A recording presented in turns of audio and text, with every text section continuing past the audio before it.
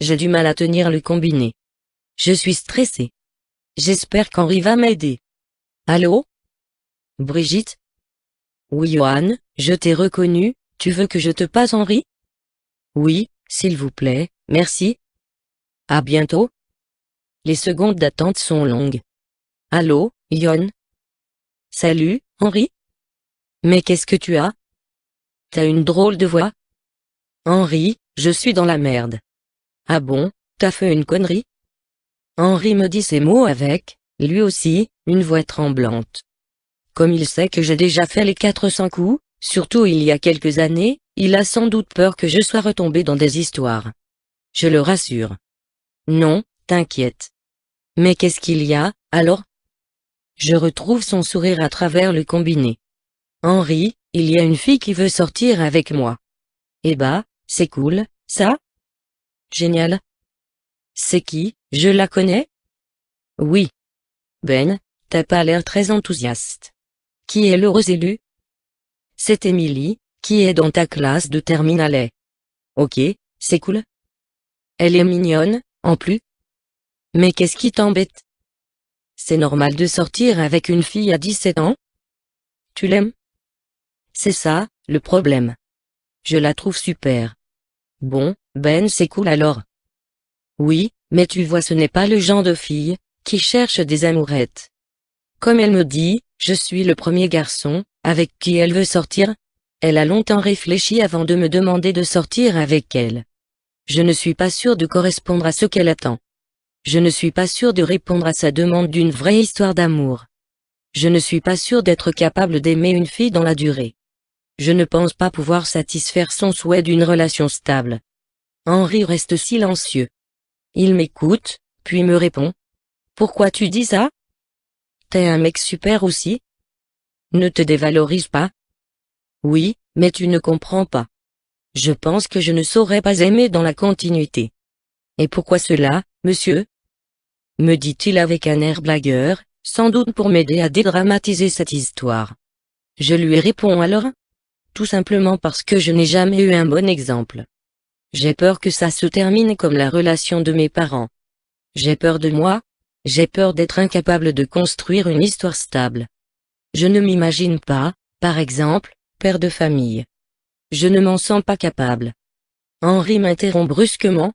Johan, est-ce que tu aimes Émilie? Je lâche la réponse d'un bloc, ça sert à ça un ami tiré? Oui. Alors ne te pose pas toutes ces questions. Je te connais depuis suffisamment d'années pour savoir ta vraie valeur. Je trouve que vous allez très bien ensemble tous les deux. Je ne la connais pas très bien, mais je la trouve aussi super. C'est une jolie fille intelligente, douce et attentive aux autres. Vous vous complétez très bien tous les deux.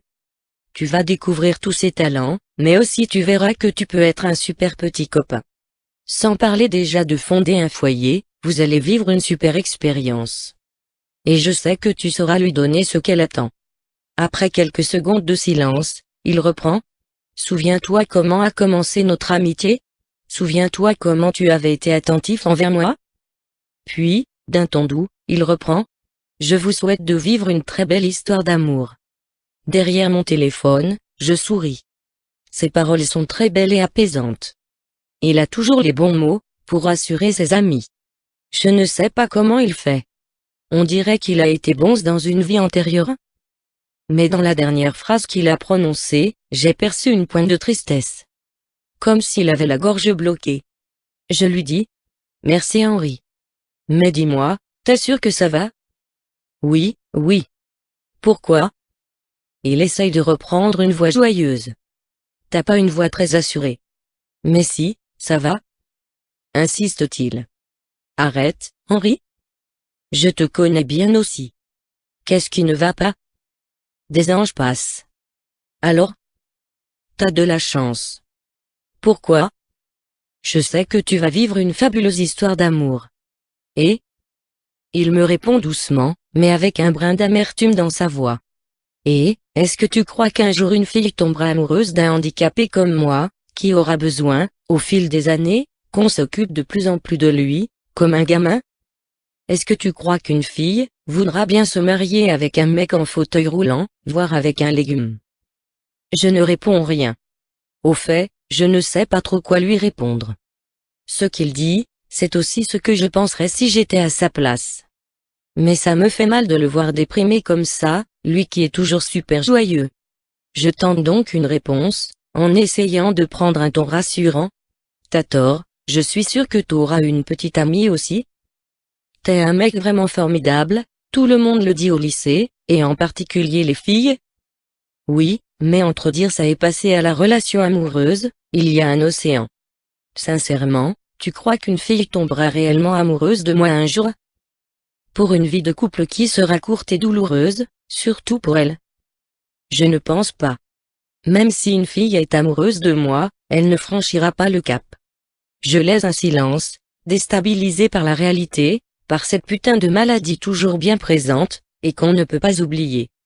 Tu sais, je ne sais pas quoi te répondre par rapport à cela, Henri, mais je pense que même si tu as raison, même si tu ne vis pas une réelle relation amoureuse avec une fille, tu es quelqu'un qui apporte tellement d'amour autour de lui, qui a tellement de vrais amis, que t'en reçois autant que d'une relation de couple. Voire plus.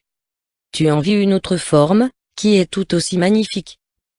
Je m'arrête là, je ne sais plus quoi lui dire. J'ai peur de raconter des conneries, qui lui fassent encore plus mal. Et je ne veux surtout pas aborder la question de la construction d'une famille. Je sais qu'il veut plus qu'une simple relation amoureuse et sexuelle. Sur ce point, je n'aurai pas assez d'arguments. Si je réponds, ça ne fera que renforcer la réalité qu'il vient d'évoquer, et dont il est tout à fait conscient.